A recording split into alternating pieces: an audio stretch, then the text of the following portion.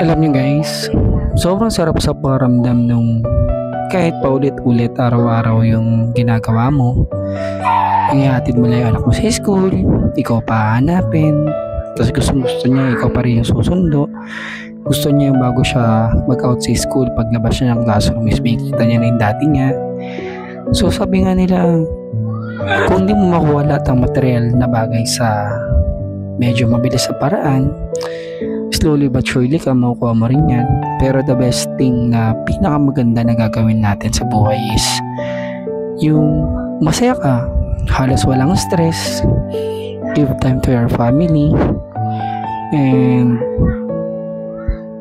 lahat ng gagawin mo ay yung mapapasaya mo yung mga mahal mo sa buhay. Kasi minsan naman hindi tayo pinapalad na makuha natin kaagad yung mga plano natin sa buhay, pero dahan-dahan makukuha rin natin yun. Marami tayong pinagdadaanan, pagsubok sa family, sa pera, sa kaibigan, sa relationship, or sa lahat ng bagay na nakapaligid sa atin. Pero siguro sinusubok lang din tayo ni God para maging matatag tayo at makita yung focus natin kung paano natin naabutin yung mga pinapangarap natin para sa pamilya natin. Ako guys, honestly, marami nangyari sa akin. Marami akong nagawang tama, marami din akong nagawang mali.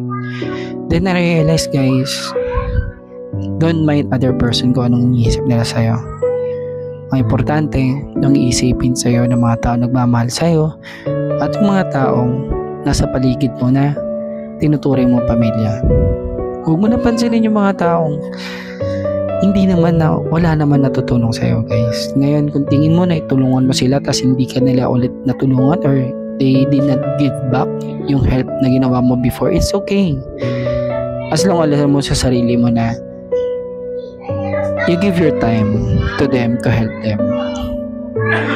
Ngayon guys, times goes on, when you become matured enough, maraming taong mawawala sa'yo. Bakit?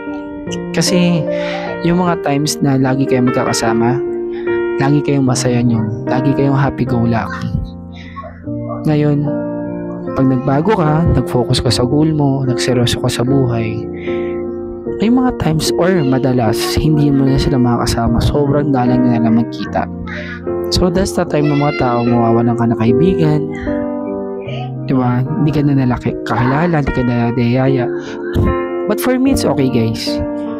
Like me guys, ilan na lang talaga yung talagang masasabi kong kaibigan ko na hindi kami nakikita. Pag nagkita, magkakamustahan, magkakwentuhan, that's it. Pero we never forgot each other na. Siguro when you turn maturity, yun na isa sa pinakamagandang mangyayari sa'yo. Maraming mawawala. Yung mga mag-stay sa'yo is your family and friends na talagang totoong nagmamahal sa at nagmamahal sa'yo. So guys, pati sa mga young relations na bata-bata pa, live your life, just be happy, but don't forget your goals. Reach yung goal mo.